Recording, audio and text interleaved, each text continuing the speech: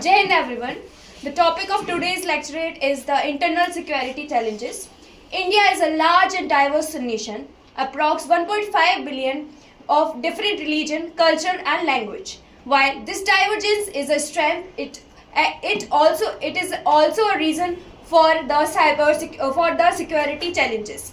As we know that India faces threats like terrorism, insurgency, cyber attacks, trafficking. These are few threats for the India to be handled. These threats not only impacts the peace but also hinders the economic growth of one's country. Talking about the threats, first is terrorism, especially the cross-border terrorism. In recent 2024, we have seen that there is a growth in terrorism near Jammu and Kashmir and Punjab region. The terrorists uses especially drones to smuggle the drugs and the weapons across the border in Punjab and Jammu and Kashmir. These advanced tactics make the combating very challenging.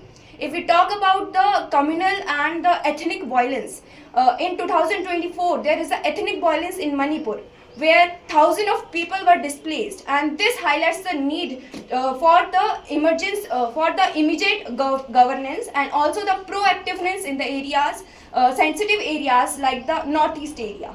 Talking about the cyber security issues, in recent 2024, the sectors like healthcare and energy have been targeted, which increase the vulnerabilities towards these areas. Also, government has taken various measures to ensure that the cyber or the digital these security have been managed. Talking about the drug trafficking, in recent 2024, there was a burst near the Gujarat port, where the smuggling of the drugs have been taking place. Talking about the government initiatives taken, there is enhance in the border surveillance with the advancement technologies like drones and radars so that the security can be improved. There is a Samadhan Yojana where the security and the development needs to be improved.